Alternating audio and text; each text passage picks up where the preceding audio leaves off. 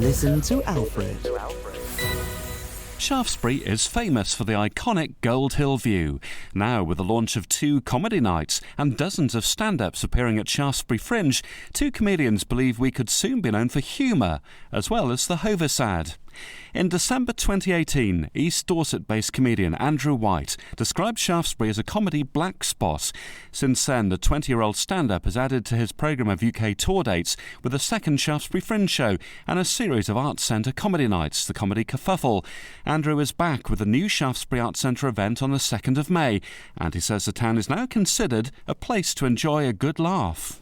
Well, certainly it's already got a reputation with the Fringe on lots of comedy forums. When I first started doing the Fringe, it felt like a little bit of a little secret. It was like just this really nice Fringe where you'd always get a nice audience. You'd generally get an audience as well. You know, a lot of Fringes don't have that kind of security of support. I'm glad it's grown and gone from strength to strength.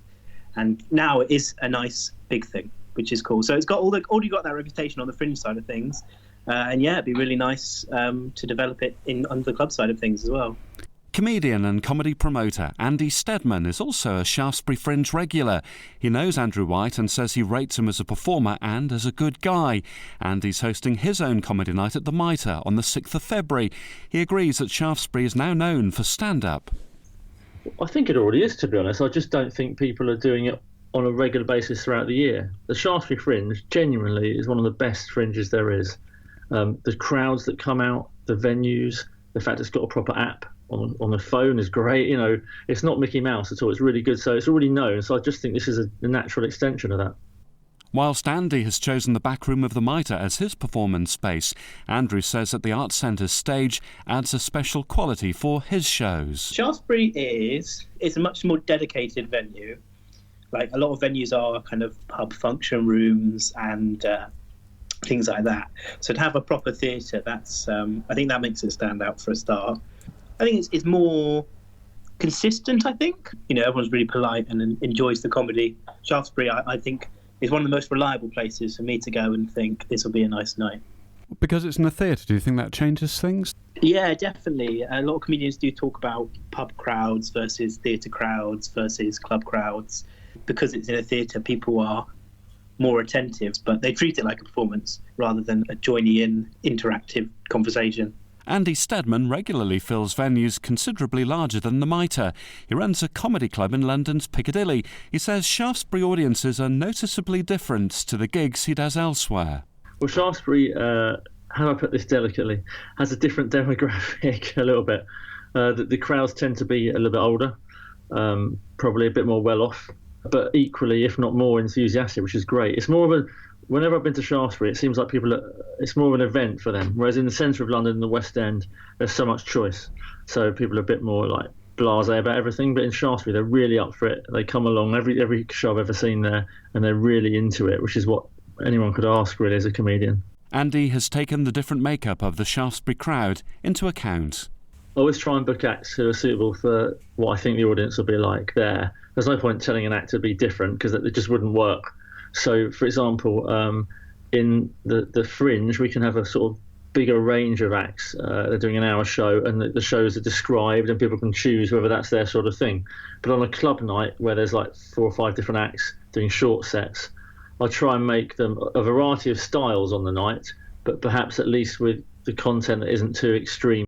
After experiencing the enthusiastic Shaftesbury audiences at Fringe for 3 years, Andy saw the potential for the special show he's booked. I just thought it'd be really nice to try and do it more regularly than that. So I spoke to Jana at the Mitre, and she thought it was a good idea as well. So just a normal sort of club set, you know, people doing 20-minute sets rather than an hour show. I love Shaftesbury. I think it's a brilliant town. Everyone seems to come out and really throw themselves into the comedy. I just thought, I wouldn't mind going there more often than once a year. Andrew White has tried his comedy nights in town already, and he knows what works best. So it was good. It was really good running it last year, and we had 2 sellouts at the Arts Centre. The other one unfortunately fell on not only a bank holiday but also in the middle of half term, so that was a bit of an oversight. But otherwise, people were really supportive and really liked comedy. Andy Steadman says that Shaftesbury Fringe in July is popular with performers who want to fine-tune their new material before the Edinburgh Fringe, where they could be spotted. He has no trouble in encouraging acts to Shaftesbury from the capital. The performers don't mind where they go. It's a misnomer that comics want to be in London to be seen by talent spotters. When people do clubs in London, the industry never come to watch, hardly ever.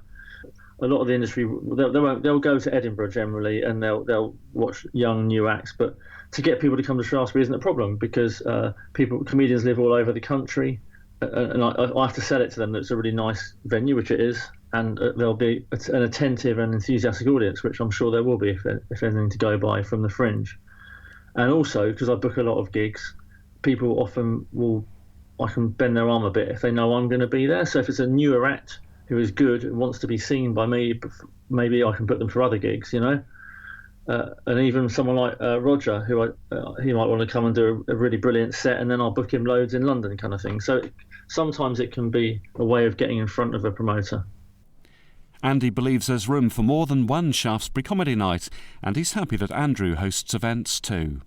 I think it's good, as long as they're not on the same week, and Andrew will book different people, it's a different venue. I mean, it's not like both venues have like 500 capacity. They're both, I think the Mitre has 60. Roger Monkhouse, no relation to the late comedy legend Bob, is headlining Andy's Mitre Night. And he goes all over the country. He's one of the top acts in the country, does the Comedy Store and everything. He's brilliant.